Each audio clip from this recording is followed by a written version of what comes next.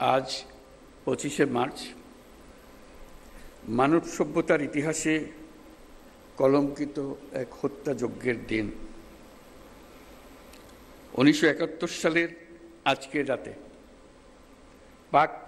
পাক হানাদার বাহিনী নিরস্ত্র ঘুমন্ত বাঙালির উপর নির্মমভাবে গুলি চালিয়ে হাজারো মানুষকে হত্যা করে। 25শে মার্চ থেকেই এই দেশের মানুষ সশস্ত্র প্রতিবাদে জেগে উঠেছিল। 9 মাসের যুদ্ধের মধ্য দিয়ে স্বাধীন হয় বাংলাদেশ। আজকের দিনে গভীর শ্রদ্ধার সঙ্গে স্মরণ করছি স্বাধীনতা যুদ্ধে সকল বীর শহীদ ও মুক্তিযোদ্ধাদের।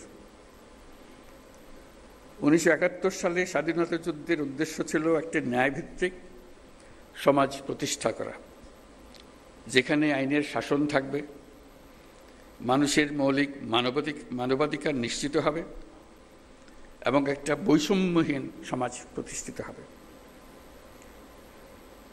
কিন্তু স্বাধীন বাংলাদেশে এখনো ন্যায়ভিত্তিক সমাজ প্রতিষ্ঠা করা যায়নি। দীর্ঘদিন ধরে এই দেশের মানুষকে তাদের ভোটাধিকার থেকে বঞ্চিত করা হয়েছে। দুর্নীতি, লুটপাট ও খুনের রাজত্ব চালিয়ে দেশে একটি ফ্যাসিবাদী সরকার ব্যবস্থা কায়েম করা হয়েছে।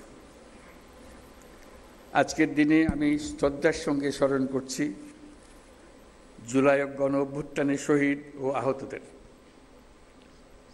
তাদের আত্মত্যাগের কারণে আমরা একটা নতুন বাংলাদেশ গড়ার স্বপ্ন দেখার সুযোগ পেয়েছি।